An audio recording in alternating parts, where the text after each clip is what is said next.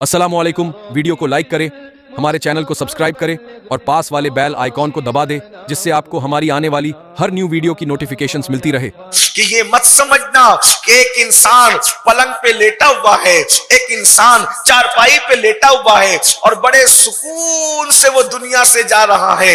नहीं नहीं, ये नजरों का धोखा है। जब इंसान मरता है, जब इंसान को मौत आती है, तो इंसान सब सुकून से नहीं जाते, बल्कि अल्लाह के रसूल सच्चे नबी सादिक व मज़दूक सल्लल्लाहु अलैहि वसल्लम इरशाद फरमाते हैं, अल्लाह अकबर, कि इंसान के हाथों की ताकत, उसके पैरों की ताकत, उसकी जबान की ताकत, उसके चीखने चिल्लाने की ताकत अल्लाह सब छीन लेता है मौत के वक्त। अगर इंसान के हाथ पैर जबान की कुव्वत और ताकत अल्लाह न छीने, तो इंसान मौत के वक्त जंगलों बियाबान में पागलों की तरह चीखता फिरे। मौत के वक्त तलवार की 313 ज़रबें एक इंसान को लगाई जाए तो उतनी तकलीफ नहीं होती जितनी तकलीफ मौत के वक्त होती है। मेरी बहनों, मुजरिमों को, जानियों को, शराबियों को, अल्लाह अकबर, अल्लाह की नाफरमानी करने वालों को मौत के वक्त कितनी तकलीफ होती है, ये तो वही जाने या अल्लाह जाने। लेकिन मेरी बहनों सुनो सुनो, अल्लाह अकबर, हजरत सैयदना अम्र इब्न आस रदी अल्लाह तबारक व तआला अन्हु जब दुनिया से तशरीफ ले जाने लगे, ये वो सहाबी हैं जिनकी फजीलतें अल्लाह के रसूल ने बयान फरमाई है, जिनकी शान अल्लाह के रसूल ने बयान फरमाई है। मिस्र के गवर्नर रहे, मिस्र के फाते रहे, अल्लाह अकबर।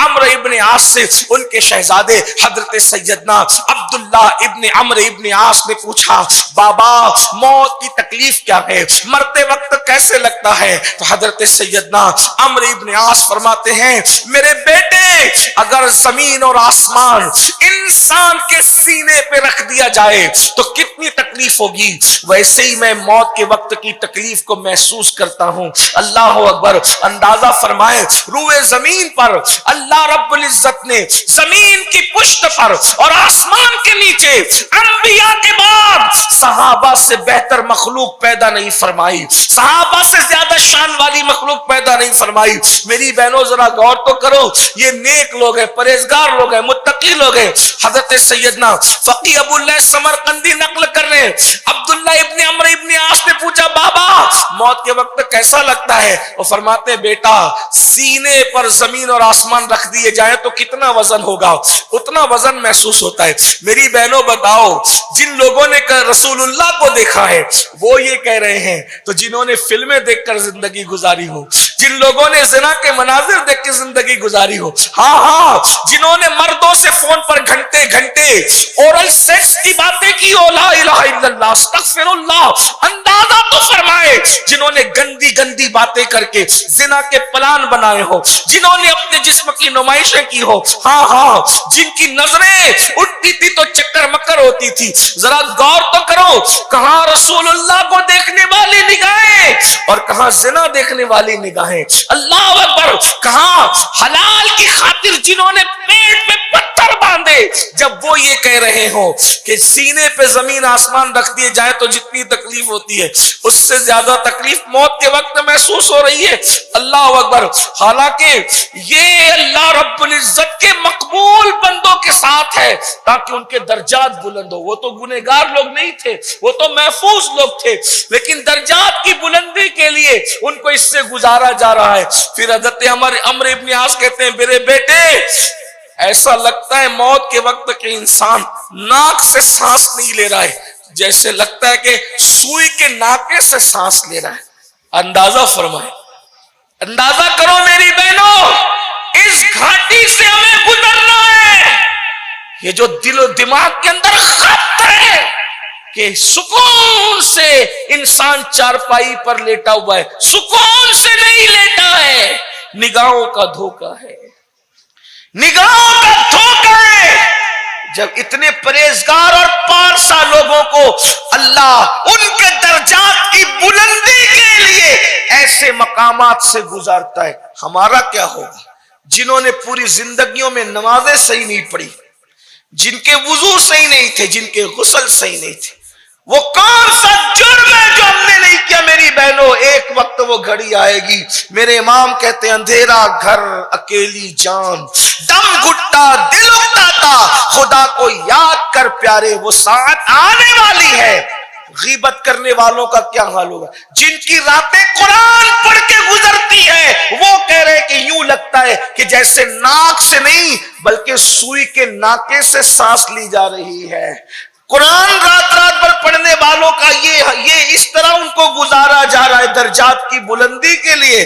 تو جنہوں نے راتوں کو فلمیں دیکھی ہیں، جنہوں نے غیبتیں کی ہے، جنہوں نے چغلیاں کی ہے، جنہوں نے ساس بہو میں جھگڑے لگائے، دیورانی نے جٹھانی کے خلاف ساس کو بھڑکایا، جٹھانی نے دیورانی کے خلاف ساس کو بھڑکایا، ساس ننن نے ماں کو بھابھی کے خلاف بھڑکایا، گھروں میں جھگڑے لگائے، اختلافات پیدا کیے، دوریاں پیدا کی، دلوں کو دور کیا۔ اے خواتین اسلام مجھے بتاؤ، کیا اللہ کے رسول نے یہ نہیں فرمایا جو مسلمانوں میں جھگڑا لگائے وہ شیطان کی اولاد ہے، وہ شیطان کی ذریت ہے؟ تم نے گھر گھر جھگڑے لگائے، خواتین نے یہی تو کیا الا ماشاء اللہ۔ مجھے بتاؤ میری بہنوں، قرآن پڑھنے کی بجائے ناولیں پڑھی، قرآن پڑھنے کی بجائے واٹس ایپ لے کے بیٹھے، قرآن پڑھنے کی بجائے فیس بک لے کے بیٹھے، رسول اللہ کی نعت پڑھنے کی بجائے زبان سے تم نے اختلافات پیدا کی، جھگڑے پیدا کی۔ یہ نہیں کہتا کہ ساری عورتیں ایسی ہیں، لیکن اکثر و بیشتر عورتوں کی اوقات کس میں گزرتے ہیں، عورتوں کا ٹائم کس میں گزرتا ہے؟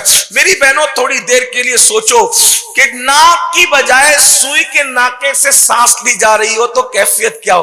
اتنا سمجھ لو، انسان کو زکام ہو جائے اور ناک بند ہو جائے، زکام میں ناک بند ہوتی ہے تو کیفیت کیا ہوتی ہے؟ موت کے وقت جب انسان ناک کی بجائے سوئی کے ناکے سے سانس کی کیفیت میں گزرتا ہوگا تو اس وقت اس کی کیفیت کا عالم کیا ہوتا ہوگا؟ یاد رکھنا، یہ مت سمجھو کہ ہم جو چاہیں گے کریں گے۔ قرآن کہتا ہے ان بطش ربک لشدید، تیرے رب کی پکڑ بڑی سخت ہے میری بہنوں، یہ گھاٹی ہے، اس سے گزرنا ہے۔ اور پھر عبداللہ ابن عمرو ابن عاص کہتے ہیں، میں نے پوچھا بابا کیسا لگتا ہے؟ تو حضرت عمرو ابن عاص کہتے ہیں بیٹا کسی کے پیٹ میں ببول کا درخت تو اگا دیا جائے اور اس کا ڈنٹل باہر کر دیا جائے پیچھے کے مقام سے اور اس کو کھینچنے والا پوری طاقت سے کھینچے تو اس وقت تو کیفیت کیا ہوگی؟ تکلیف کا یہ عالم ہوتا ہے جب انسان دنیا سے جاتا ہے۔ میری بہنوں بتائیں اس کیفیت میں زنا کرنے والوں پر کیا گزرے گی؟ اس کیفیت میں گانے سننے والوں پر کیا گزرے گی؟ اس کیفیت میں دین کے خلاف بکواس کرنے والوں پہ کیا گزرے گی؟ ہاں میک اپ کر کے بیوٹی پارلروں میں جا کر بغیر دوپٹے کے جب ولیموں میں صرف جھوٹی تعریف وصول کرنے کے لیے جاتی تھی، اجنبی مردوں کے سامنے بے حجاب کھڑی ہو جاتی تھی، مجھے بتاؤ کیا وہ خواتین کو زندگی کی لذتوں سے محبت نہ تھی؟ رسول اللہ کی شہزادی جن کے باپ کی جنت ہے، سیدہ طیبہ طاہرہ عابدہ زاہدہ راقیہ ساجدہ نقیہ تقیہ زکیہ ام ابیہا عالمہ غیر معلمہ، کتنی عظیم وہ خاتون ہے، مگر اس کے باوجود اتنے بڑے باپ کی بیٹی ہونے کے باوجود تقوی کا عالم یہ ہے کہ ان کے دوپٹے کو کبھی چاند و سورج نے نہیں دیکھا۔ میرے امام کہتے ہیں جس کا چل نہ دیکھا مہو مہر نے اس ردائے نزاہت پہ لاکھوں سے